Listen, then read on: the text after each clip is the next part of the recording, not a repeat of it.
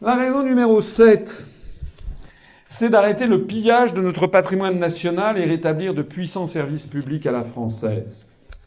Je rappelle qu'il y avait un chef d'État en France, il y a déjà un certain temps, en 1965, qui s'appelait Charles de Gaulle, qui avait compris, dès le milieu des années 60, le système de racket généralisé que nous allions subir si nous laissions les Américains faire avec le système du dollar. Puisque les Américains avaient imposé à l'issue de la Seconde Guerre mondiale une monnaie qui serait qui serait acceptée dans le monde entier comme monnaie de règlement et de réserve. Et la contrepartie, c'était que cette monnaie devait être assise sur un stock d'or qui en assurait la valeur. C'était ce qu'on appelait les accords de Bretton Woods avec le Gold Exchange Standards, enfin les talons de change or sur la base de une once d'or, c'est-à-dire 31,1 grammes, égale 35 $ l'once. Ça empêchait donc les Américains de publier, de faire autant de monnaie qu'ils le voulaient. J'en ai parlé tout à l'heure. Il avait donc exigé le respect de cet étalon de change or dans une célèbre conférence du 5 février 1965, de mémoire, parce que c'était l'époque où, suite à Kennedy puis Johnson, les Américains intervenant de plus en plus massivement au Vietnam dégageaient des déficits de plus en plus importants, y compris des déficits commerciaux, et donc émettaient du dollar. Le déficit budgétaire de l'État américain amenait à la création monétaire, et il y avait de plus en plus de dollars émis qui étaient complètement déconnectés des valeurs de l'or qui sont détenues à Fort Knox. Bien. Donc, De Gaulle, conseillé par Jacques Rueff, avait compris que si on laissait les Américains agir de la sorte, eh bien, on pourrait leur donner un pouvoir mondial. Puisqu'ils avaient la monnaie mondiale, et sinon, s'ils peuvent en fabriquer autant qu'ils en veulent, qu'est-ce qui pourrait les empêcher? Alors, du temps de Gaulle, les Américains s'étaient tenus à peu près, n'avaient pas abusé, mais 2 ans, De Gaulle meurt le 9 novembre 1970, et quelques mois après, les Américains brisent les accords de Bretton Woods le 15 août 1971. Voilà, c'est Nixon qui dit, President Nixon makes the historical announcement that the United States will start redeeming dollars. C'est-à-dire que le président Nixon fait l'annonce historique que les États-Unis vont cesser la libre convertibilité du dollar en or. Alors, ce qui s'est passé, c'est un coup d'État planétaire d'une importance absolument exceptionnelle. C'est exactement ça. Depuis 1971, la situation des États-Unis est exactement comparable à celle d'un particulier qui serait assez fort pour imposer de payer tous ses achats avec des chèques sans provision et pour interdire aux commerçants de présenter des chèques émis à sa banque. C'est de ça qu'il s'agit. Ils émettent du dollar en veux-tu, en voilà, et tout le monde est obligé d'accepter, puisque c'est la monnaie internationale d'échange et de réserve. Donc c'est exactement comme si je vous donnais ce pouvoir. Donc si je vous donne le pouvoir d'avoir un chéquier magique où vous pouvez tout acheter sans qu'il y ait rien sur votre compte, mais que les vendeurs sont obligés d'accepter et ne peuvent pas ensuite se plaindre puisqu'ils ne peuvent pas porter le chèque à l'encaissement, ben qu'est-ce que vous faites? Ce que vous faites, c'est que dans un premier temps, vous allez y aller mollo. Vous allez dire, est-ce que cette arnaque va marcher ou pas? Est-ce que je le fais ou pas? Alors, on commence à petits pas. Donc, vous allez acheter une Clio. Vous allez chez le concessionnaire Renault de Pontarlier et vous lui achetez une Clio. Pof! Il est obligé, ça marche. Alors, bon, c'est pas mal. À ce moment-là, vous avez votre conjoint qui dit, mais oui, bon, c'est une Clio, c'est bien gentil, mais enfin, une Mercedes, ça aurait été mieux. Alors, à ce moment-là, vous allez acheter une Mercedes, ça marche. Après, vous allez acheter un studio. Puis après, vous allez acheter un 5 pièces. Puis après, vous allez acheter une villa à Saint-Barthélemy ou un palais vénitien. Et puis, etc., etc. Vous allez acheter. Qu'est-ce qui vous empêche de vous arrêter? Donc, nous sommes dans cette situation. Cette situation qui a quand même une petite contrepartie. C'est que les vendeurs gardent les chèques que vous leur avez faits. Et comme ces chèques, par définition, c'est le dollar et on peut payer tout haut dans le monde, les vendeurs peuvent aussi acheter avec ces chèques quelque chose. Et en particulier, peuvent venir vous revoir en disant je vais acheter des choses chez vous. Ce que sont en train de faire les Chinois. Et quand même, ça serait quand même on peut quand même difficilement, les Américains sont quand même assez gênés de refuser de vendre des choses qui leur appartiennent en dollars. qu'ils l'ont quand même fait, puisque lorsque les Chinois veulent racheter, par exemple, par pans entiers, par exemple, Unocal, une société de pétrole de Californie, les Américains ont dit non. Et pourquoi non? C'est contraire à toute la mondialisation, là. Non, non. Ego nominor leo, comme on dit dans les, ça veut dire parce que je suis le lion. Voilà. Parce qu'il y a un moment à partir duquel les règles du libre-échange, ça c'est bon pour ces gogos d'Européens. C'est comme ça que ça marche chez McDonald's. Alors, les Américains ont ainsi cru trouver la pierre philosophale de l'enrichissement sans fin et du pouvoir mondial. L'idée, vous savez ce que c'était la pierre philosophale au Moyen-Âge? C'était l'idée que on puisse fabriquer de l'or à partir de formules chimiques. Le problème qui s'est quand même posé, c'est que si vous pouvez potentiellement tout acheter dans le monde du fait d'une puissance financière illimitée, vous avez encore un problème, c'est qu'il faut que les États étrangers ne vous opposent pas des obstacles réglementaires à la vente. C'est comme si vous avez avec votre chéquier, par exemple, magique, vous pouvez tout acheter, mais vous n'avez pas le droit d'acheter du cannabis ou d'acheter de l'opium, parce que c'est interdit par des réglementations. Alors qu'est-ce que vous faites comme vous avez plein d'argent? Et si vous voulez acheter absolument du cannabis et que vous n'avez pas envie de vous faire arrêter par la police, qu'est-ce que vous faites? Vous allez, comme vous avez plein d'argent, vous allez payer des journalistes, des médecins, des cabinets d'influence pour dire mais non, le cannabis c'est formidable. Qu'est-ce que c'est que ces histoires de supprimer, d'interdire le cannabis? L'opium, n'en parlons pas, c'est un mets de choix. Alors c'est ce qui s'est passé avec, non pas sur les stupéfiants, mais les Américains avec beaucoup d'obstacles qui s'opposaient à l'utilisation maximale de ce pouvoir sans fin. En 1971, il y avait beaucoup d'obstacles à la vente. Il y avait d'abord la guerre froide et l'existence d'un camp socialiste fermé sur l'étranger. Il y avait d'autre part le contrôle d'échange et le contrôle des mouvements de capitaux dans chaque pays occidental, j'en ai parlé tout à l'heure. Et il y avait enfin les droits commerciaux réglementant les échanges de marchandises et de services et qui protégeaient certains secteurs industriels. Donc les Américains ne pouvaient pas tout acheter. Ils ne pouvaient pas acheter par exemple une usine ou installer une usine en Chine. Ils ne pouvaient pas acheter une usine en Russie, en Union soviétique. C'était interdit par les Chinois, par le gouvernement soviétique, etc. Ils pouvaient même pas acheter facilement des objets en France puisqu'il y avait le contrôle d'échange. Alors c'est très ennuyeux. Donc qu'est-ce qu'ont fait constamment les Américains? C'est d'avoir des campagnes constantes, médiatiques, etc. pour expliquer qu'il fallait qu'il y ait la mondialisation inévitable. C'est-à-dire le démantèlement de tout ça, au nom d'une prétendue fatalité cosmique, n'est-ce pas? Qui était quoi? Ah bah oui, il y a la mondialisation, on n'y peut rien. Ah bon, on n'y peut rien. Ah bon, pourquoi? On n'y peut rien. Donc tout ceci s'est traduit par quoi? Et l'invention de la politique de mondialisation inévitable, au moment, bien entendu, avant il y avait quand même un contrepoids qui était l'Union soviétique. Mais lorsque l'Union soviétique s'est effondrée en 91, les États-Unis d'Amérique, c'est-à-dire en fait non pas le peuple américain qui souvent est lui-même bien embarrassé par la situation, mais l'aristocratie des affaires, l'oligarchie financière euro-atlantiste, comme je l'appelle, c'est-à-dire américaine, et qui a également toutes ses entrées à la Commission européenne.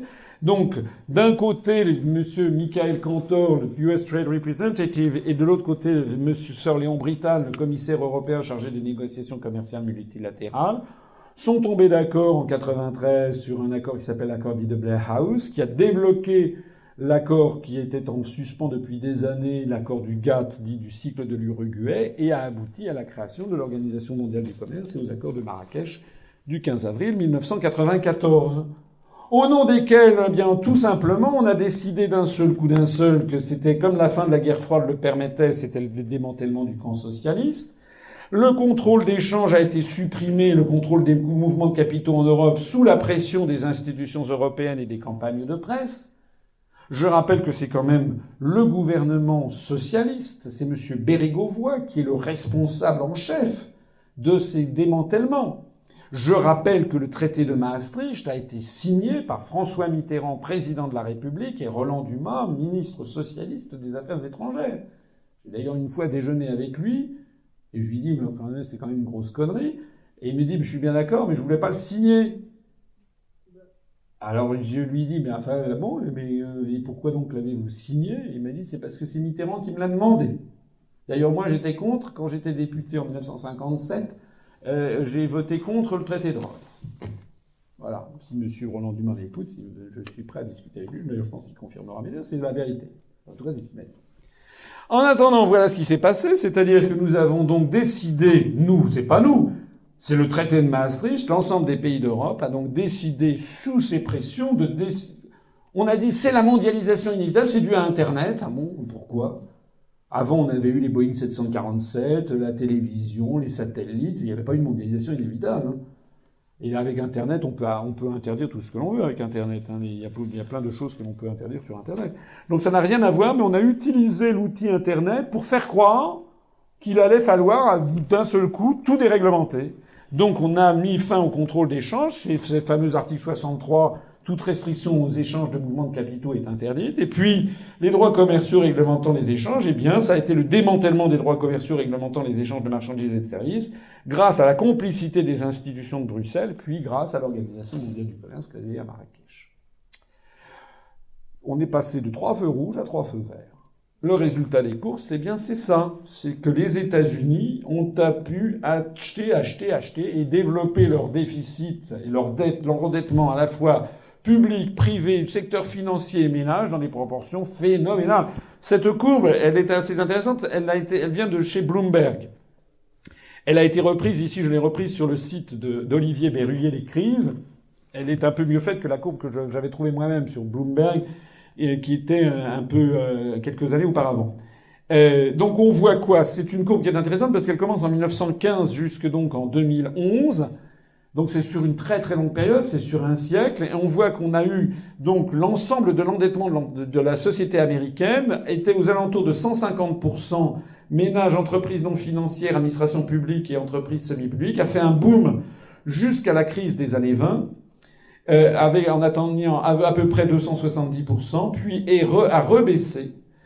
C'était justement dans la Seconde Guerre mondiale, et ça c'est l'effet de la morsure, si j'ose dire, des accords de Bretton Woods, hein, c'est-à-dire la nécessité de ne pas créer du dollar en veux-tu, en voilà, parce qu'il y avait le lien avec l'étalon de change or, et c'est à partir de 1971 et de la fin de l'étalon de change or que l'on va assister à cette explosion phénoménale de l'endettement de tous les compartiments financiers. Hein. C'est l'endettement à la fois des administrations publiques, mais aussi des entreprises semi-publiques, ce qu'on appelle les GSE aux États-Unis, du secteur financier, des entreprises non financières et des ménages. Au passage, d'ailleurs, on insiste continuellement, aussi bien en France que dans tous les pays du monde, sur la dette publique.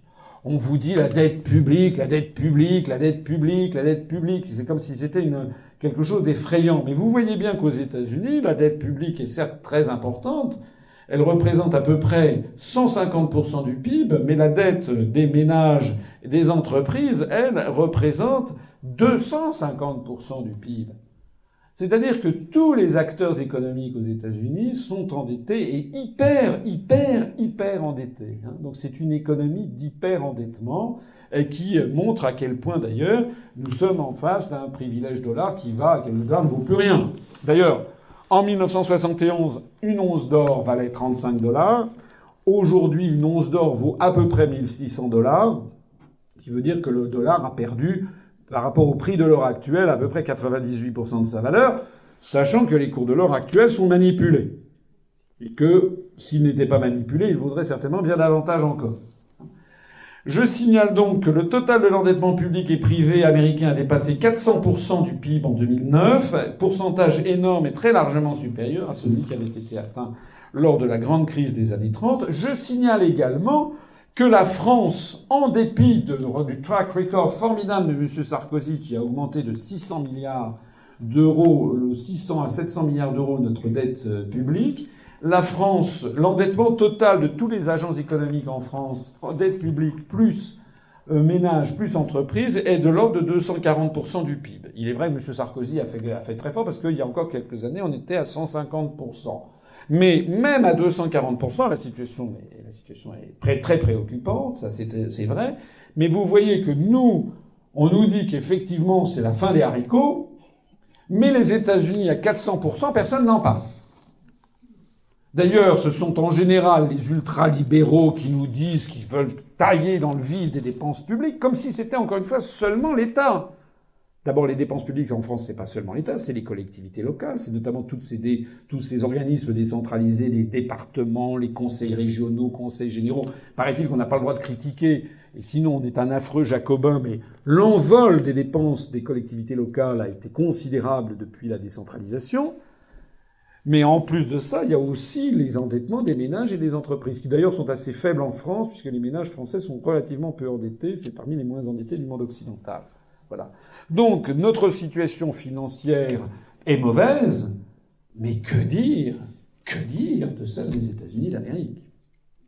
Je vous renvoie à notre charte fondatrice, écrite, donc approuvée le 25 mars 2007, où vous trouverez en page 2 ce diagnostic. C'est-à-dire qu'en réalité, s'il y a un pays qui est en faillite, c'est d'abord les États-Unis d'Amérique que l'on nous présente pourtant comme le modèle à suivre à tout instant. Alors, pourquoi ne cessait-on pas de nous dire que la France est en faillite? On continue d'ailleurs de nous le dire, et qu'il faudrait prendre modèle sur les Américains. Rappelez-vous tous ces ouvrages, La France en faillite, les chiffres pour comprendre, le 1000 milliards d'euros, le rapport Camp-Dessus, le rapport Pébereau, La France en faillite, la France en faillite. Bon. Pourquoi tout ceci? Pourquoi dire que la France est en faillite et pas dire que si la France est en faillite, les États-Unis sont en liquidation des biens? Eh bien, c'est parce que des appétits puissants y ont intérêt. Quand vous ne comprenez pas quelque chose, quand quelque chose vous paraît illogique, c'est qu'il y a quelque chose à comprendre. Il y a une logique qui vous échappe, mais il y a une logique. Donc il y a des intérêts puissants qui sont derrière. L'objectif, c'est quoi? Eh bien, l'objectif, c'est de forcer les peuples à vendre leur patrimoine. Parce qu'une fois que vous avez fait sauter toutes les réglementations, il y a encore un dernier obstacle qui résiste. C'est si vous ne voulez pas vendre. Je prends souvent cet exemple. Une vieille dame que je connais dans une station balnéaire de Bretagne, très vieille dame qui a plus de 100 ans et qui possède un manoir au bord d'une falaise avec une vue à 180 degrés sur la Manche, avec une quasi-plage privée. Vous savez, il n'y a pas de plage privée en France, c'est interdit par la loi, mais dans certains cas de configuration, si les rochers sont très escarpés, le grand public ne peut pas y aller. Donc vous avez quasiment une plage à vos pieds. Plusieurs hectares de terrain, un truc inouï qui a été construit en 1895 ou 1900 à la belle époque, en granit de Bretagne, un truc absolument somptueux. Ça vaut, je ne sais pas combien ça vaut, sans doute plusieurs dizaines et dizaines de millions d'euros. Bon. Cette vieille dame est très âgée, elle a plus de 100 ans, et elle voit très régulièrement donc des agences immobilières qui viennent lui faire des offres. Des Américains, des Saoudiens, des gens... Votre prix sera le nôtre.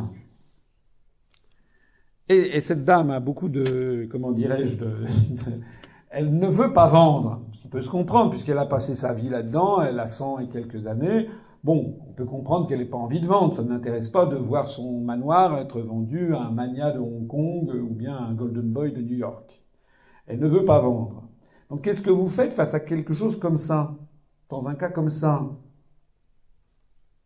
vous avez que deux solutions. Première solution, vous allez avec mamie au bord de la falaise. Oh, comme elle est jolie, et pouf! Oh, quel coup de vent!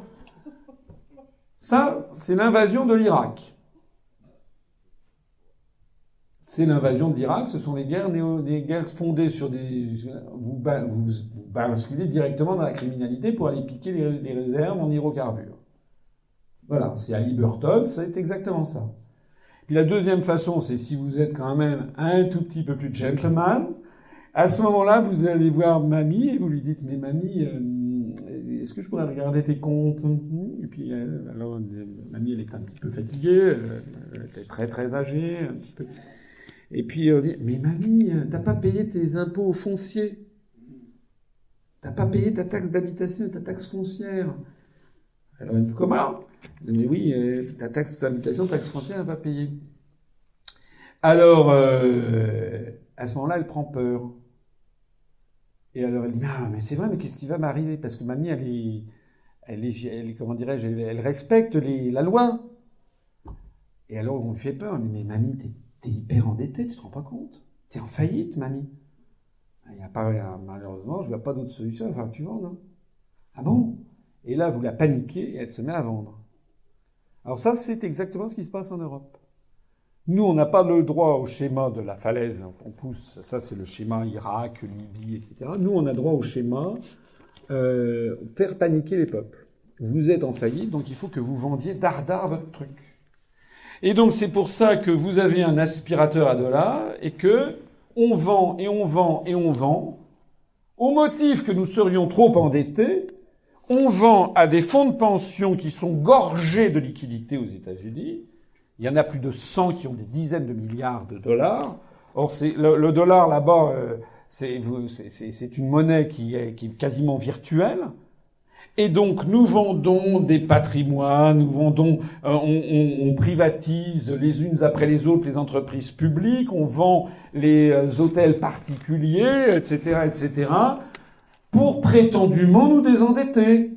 C'est comme ça, c'est exactement dans mon exemple de tout à l'heure. Monsieur de Villepin a vendu les autoroutes publiques françaises pour 11 milliards d'euros à Vinci, mais au bout du compte, il va y avoir derrière des fonds d'investissement anglo-saxons. C'est-à-dire qu'au bout du compte, on fait ça alors que les sommes dont proviennent majoritairement les États, l'État d'où ça vient majoritairement est beaucoup plus endetté que nous. Je sais pas si vous voyez un petit peu le tour de bonneteau que ça représente. Un exemple que j'ai souvent à l'esprit, qui est celui de American Funds, Capital Research and Management, qui possède, c'est donc un fonds qui gère les pensions de tous les fonctionnaires de Californie. Eh bien, ils ont acheté des parts dans Veolia, dans Vivendi, donc Veolia et Vivendi, c'est l'ancienne Lyonnaise des Eaux et Générale des Eaux, dans Thales, dans Schneider Electric, dans Michelin, dans Bouygues et puis dans Accor, hein, entre autres choses. Comme je le dis, comme vous savez que Bouygues possède TF1, ce que je vous dis là, vous ne risquez pas de l'entendre sur TF1. TF1, c'est Koh-Lanta. Donc, ayant acheté ceci, eh bien, vous avez l'exemple ici, par exemple, des réseaux d'adduction d'eau. Avec cet exemple que je connais bien, puisque j'ai été élu de Paris, qui était l'évolution du prix de l'eau à Paris en francs. Donc, avant, on avait une gestion municipale. À partir de 1986, suite à d'incessantes campagnes qui ont eu lieu en France, où l'on a dit tout ce qui était public, entreprise publique ne valait pas un clou, c'était mal géré par définition, etc., etc., il y avait que le privé. Donc, sous Monsieur Chirac, maire de Paris, on a fait de la délégation à des gestionnaires privés. Résultat des courses, depuis que la gestion municipale de l'eau a été déléguée à des gestionnaires privés, le prix de l'eau a augmenté de 86 à 96 de plus de 300% à Paris. Je peux vous signaler, moi je vis à Paris, c'est toujours la même eau. Hein. Pas rien. Rien n'a changé. Le pire, c'est qu'en plus de ça, les adjudicataires de ces marchés privés ont refusé ensuite de faire ce à quoi ils étaient astreints par les marchés, c'est-à-dire de changer les tuyauteries où il y avait du plomb, puisqu'il y a de nouvelles réglementations européennes pour la lutte contre le plomb, c'est le chapitre précédent. Et donc, en définitive, c'est encore la puissance publique qui devait faire les réseaux la modernisation des réseaux d'adduction d'eau. Voilà. Donc, qu'est-ce qui se passait? Bien, en définitive, on voit bien que le résultat de cette espèce de tour de passe-passe, c'est que l'intérêt des retraités américains qui avaient investi leurs fonds de retraite dans Capital Research, c'est que les dirigeants des entreprises privées auxquelles a été servi le service public augmentent sans arrêt le prix de l'eau facturée aux Parisiens, de façon à recevoir des dividendes de plus en plus confortables. Je vous parlais tout à l'heure du péage autoroutier, c'est pareil, si vous prenez un bain, eh bien, à chaque bain, vous pouvez avoir une pensée émue pour Madame Jackson au bord de sa piscine à San Diego, Californie. Voilà. Alors, c'est pas tout à fait vrai, parce que comme j'étais conseiller de Paris en non inscrit, j'ai fait un peu sensation, puisque prétendument j'étais quelqu'un de droite, j'ai fait un peu sensation en 2007, je crois, en réclamant la remunicipalisation de l'eau de Paris. Alors évidemment, ça fait sensation, parce que tous les missiles se demandaient quel était ce zombie qui mettait les pieds dans le plat, mais il faut avouer que M. Delanoë a fini ensuite par... j'étais pas du tout de la majorité de gauche, mais M. Delanoë, après j'étais plus conseiller de Paris, mais le mandat suivant, il a remunicipalisé l'eau de Paris, d'ailleurs à la satisfaction générale. Ce que je trouve intéressant, c'est que l'histoire n'est jamais univoque. Hein, l'histoire qui voudrait qu'il faut absolument tout privatiser, je vois que ces jours-ci, on a appris hier, je crois, que M. Montebourg maintenant veut privatiser à son tour Monsieur Montebourg, comme je l'ai déjà dit 50 fois dans cette conférence, il ne fait qu'appliquer les directives européennes. Mais c'est pas un homme d'État, c'est rien, Monsieur Montebourg, c'est une marionnette. Voilà, d'ailleurs, c'est mis, vous savez, avec son t-shirt là, voilà, mais c'est rien. Ça n'est rien. En réalité, ce qu'il faut, c'est gérer ça dans l'intérêt du peuple français ou des contribuables. Et quand un système, il faut avoir aucune vision, à mon avis, idéologique en la matière, et il faut reprivatiser l'eau, renationaliser, pardon, enfin remunicipaliser l'eau de Paris. C'est la raison pour laquelle je signale aux gens qui ne nous connaissent pas que dans notre programme, nous sommes le seul mouvement politique à proposer d'abord la renationalisation de TF1, je crois l'avoir dit tout à l'heure, mais également la renationalisation de toutes les sociétés d'autoroutes, et également tout ce qui concerne les réseaux de façon générale, c'est-à-dire EDF, GDF, la SNCF, les transports, les réseaux d'adduction d'eau, tout ceci sont du bien commun des Français et doivent appartenir à la collectivité nationale. Voilà ce que nous pensons. Alors ceux d'entre eux qui ne sont pas encore nationalisés, par exemple comme EDF, etc., nous voulons inscrire dans la Constitution française qu'il y a en France des services publics non privatisables par nature. La Poste, moi je dois en être à ma 240e conférence en France en 6 ans. Je n'ai jamais rencontré une seule personne en France, quelles que soient ses opinions politiques, qui m'ait dit, vous savez, la chose que je désire le plus au monde, c'est la privatisation de la Poste. Ça n'existe pas.